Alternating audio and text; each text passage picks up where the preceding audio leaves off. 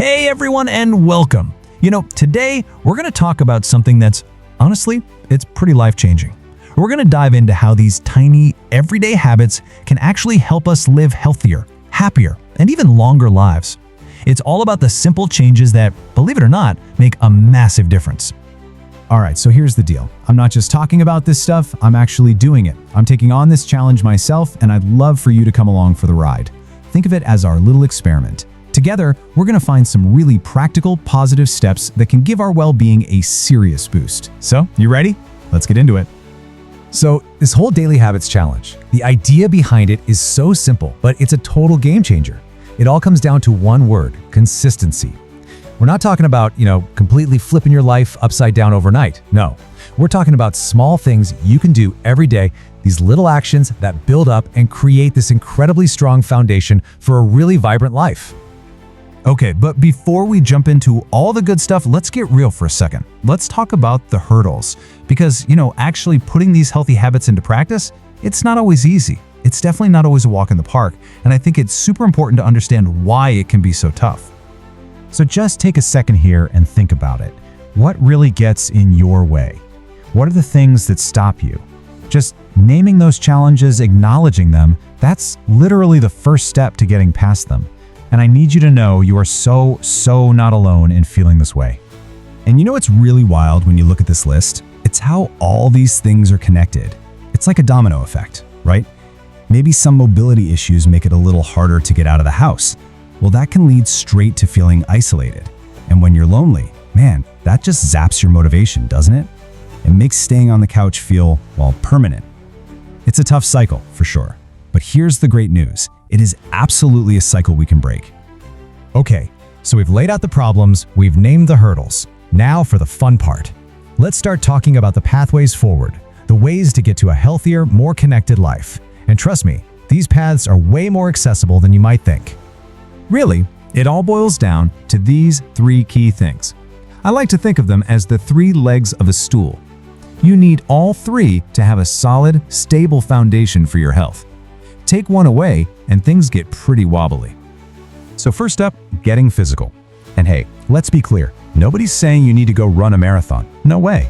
This is all about finding ways to move that you actually enjoy. It could be a nice daily walk, maybe some stretching in the morning to stay loose, or what about something like Tai Chi? It's amazing for balance. Anything that keeps your body moving is going to keep you strong, and it does absolute wonders for your mood. Okay, pillar number 2, social connection. And you guys, this one is huge. I mean, seriously, there's research out there that says having strong friendships can boost your chances of living longer by, get this, up to 50%. That's insane. It just shows we're wired to be around other people. So grabbing coffee with a friend, joining a book club, volunteering, all of that stuff fights off loneliness, and it feeds your soul, And that brings us to our third pillar, what we eat. I mean, think about it.